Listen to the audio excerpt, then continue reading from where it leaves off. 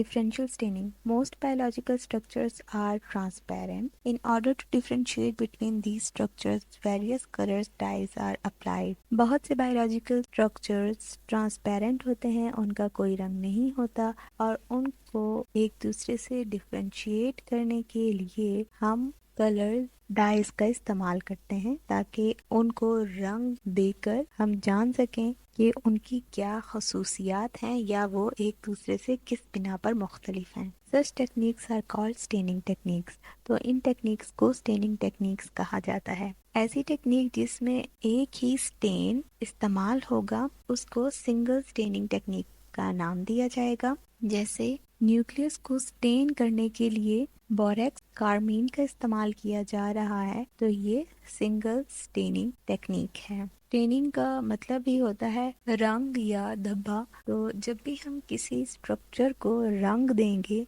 तो उसको हम कह सकते हैं कि हम स्टेन कर रहे हैं। और अगर हम दो स्टेन का इस्तेमाल करेंगे, दो कलर्स का इस्तेमाल करेंगे, तो उस स्टेनिंग टेक्निक को डबल स्टेनिंग टेक्निक या डिफरेंशियल स्टेनिंग के नाम से जाना जाता है। जैसे यहाँ पर बताया हुआ है कि न्यूक्लियस और साइटोप्लाज्म को डिफरेंशिएट करने के लिए इन्होंने दो डाइज या कलर का इस्तेमाल किया है। एक स्टेन जो न्यूक्लियस के लिए इस्तेमाल किया है वो है हेमाटॉक्सिलिन और साइटोप्लाज्म के लिए इन्होंने इयोसिन को यूज किया है ताकि साइटोप्लाज्म और न्यूक्लियस को आपस में डिफरेंशिएट किया जा सके।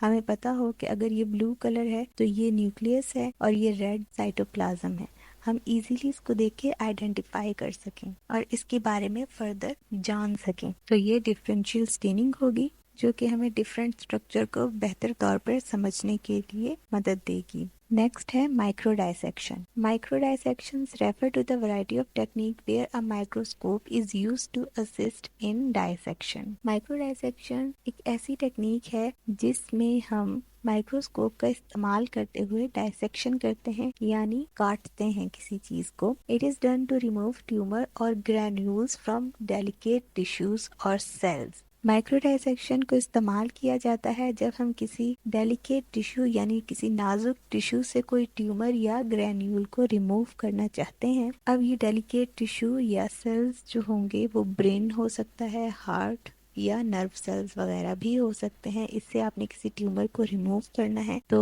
उसके लिए माइक्रो डाइसेक्शन का इस्तेमाल किया जाएगा और इस टेक्निक में जो इमेज होगी वो टीवी स्क्रीन या मॉनिटर पर नजर आ रही होगी जब डाइसेक्शन की जाएगी उस वक्त, ताकि आपको एक क्लियर पिक्चर नजर आए कि आप किस एरिया से किसी भी ट्यूमर या ग्रैन्यूल को रिमूव कर रहे हैं या उसको डाइसेक्ट कर रहे हैं। Tissue culture. Growth of a cell or a tissue on chemically defined nutrient medium under sterile condition is called tissue culture. Lab में जब हम सेल्स या टिश्यू को ग़िज़ाइयत से भरपूर खुराक देते हैं और उनको अलाउ करते हैं कि वो लैब में स्टीराइल कंडीशन के अंदर ग्रो करें ताकि हम उनके बारे में फर्दर स्टडी कर सकें, देख सकें कि उनकी क्या खसूसियात हैं, उनमें कौन सी अच्छी चीज़ें पाई जाती हैं और कौन सी चीज़ें जो हैं वो नुकसानदेह हैं, उनको बेहतर तौर पे जान सकें। तो इसलिए हम टिश्यू कल्चर करते हैं। टिश्यू कल्चर करने के लिए जो हमें मेन चीज़ चाहिए होगी वो एक न्यूट्रिएंट मीडियम होगा और उस न्यूट्रिएंट मीडियम के अंदर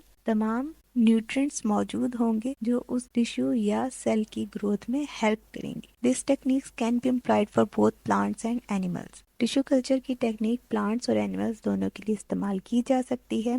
plant tissue culturing is mainly used for plant cloning, for example production of genetically identical plants clones. Plant tissue culturing को इस्तेमाल किया जाता है प्लांट क्लोनिंग के लिए, मतलब प्लांट की मल्टीपल कॉपीज को प्रोड्यूस करने के लिए जो कि जेनेटिकली आइडेंटिकल होंगी पेरेंट प्लांट के। Animal tissue culture is usually set up by growing individual cells to form a single layer of cells over the surface of a glass container. जबकि animal tissue culture में individual cells को grow करवाया जाएगा glass container में। Glass container की surface पर single layer of sales बनेगी या ग्रो करेगी और इसको आप इस्तेमाल कर सकते हो to see any abnormality in the cell, for example cancer, chromosomal disorder etcetera. Cell के अंदर पाए जाने वाली किसी भी बेकायदगी को जानने के लिए या देखने के लिए اینیمل ٹیشو کلچر کا استعمال کیا جائے گا. اس کی وجہ سے ہم دیکھ سکیں گے کہ سیل کے اندر کوئی کینسر سیلز تو نہیں بن رہے یا پھر کوئی کروموزومل ڈس آرڈر یا جینیٹک ڈس آرڈر موجود تو نہیں ہے. اگر ہے تو پھر اس کا کیور ٹریٹمنٹ کیا ہے یا ہم اس کو کیسے مینیج کر سکتے ہیں. تو اس کے لیے یہ ٹیشو کلچر کی ٹیکنیک بہت زیادہ امپورٹنٹ ہوں گی.